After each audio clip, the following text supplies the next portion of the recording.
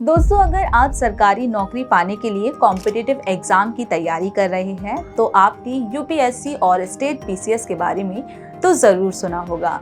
दोनों सरकारी संस्थाएं कई भर्ती परीक्षाएं आयोजित करती हैं, लेकिन इन दोनों में ज्यादा popular UPSC civil service exam है, जिसके जरिए कई प्रशासनिक पदों पर भर्तियां होती है।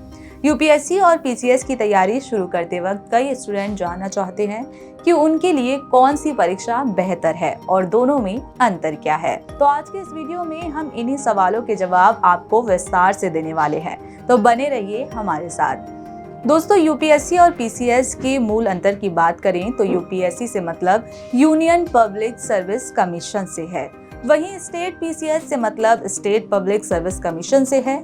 यानी यूपीएससी ऑल इंडिया लेवल का एग्जाम है, वहीं स्टेट पीसीएस केवल एक राज्य से संबंध रखता है।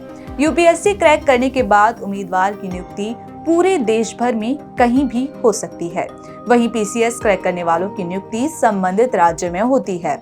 इसके अलावा यूपीएससी क्रैक करने वाले उम्मीदवार आईएएस बनते हैं, वहीं पीसीएस क्लियर करने वाले स्टेट लेवल के ऑफिसर्स बन पाते हैं।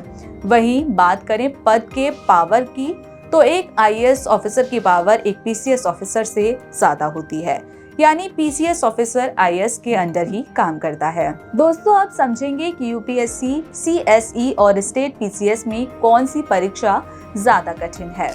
इस सवाल का जवाब इन दोनों परीक्षाओं के सिलेबस में छिपा हुआ है।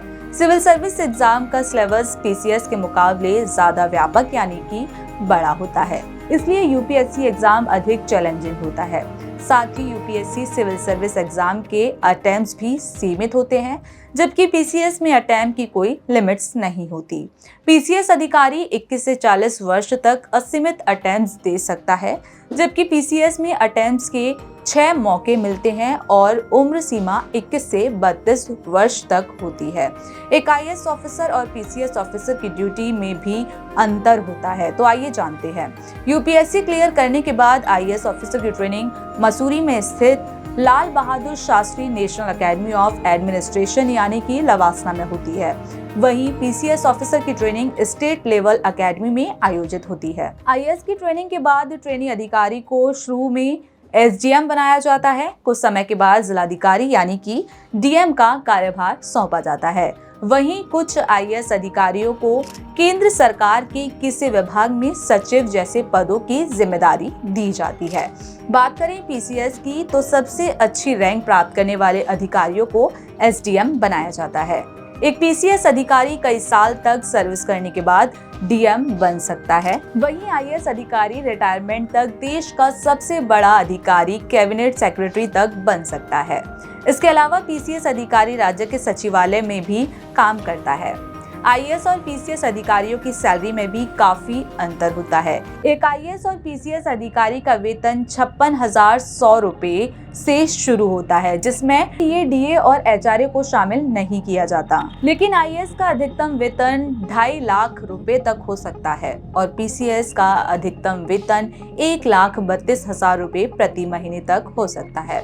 तो दोस्तों, ये थे यूपीएससी और स्टेट पीसीएस परीक्षा के बीच कुछ मुख्य अंतर। अब जो एस्पिरेंट इन परीक्षाओं की तैयारी करना चाहते हैं तो वे अपनी क्षमता और पसंद के अनुसार यूपीएससी और पीसीएस में से किसी एक का चुनाव कर तैयारी शुरू कर सकते हैं।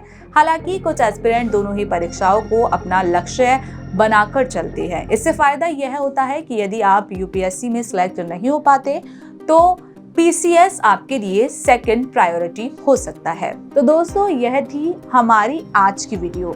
अगर आपको वीडियो पसंद आया हो तो इसे लाइक करें, साथ ही चैनल को सब्सक्राइब करना ना भूलें। इससे संबंधित कोई प्रश्न यदि आपके मन में है तो आप कमेंट सेक्शन में हमसे पूछ सकते हैं।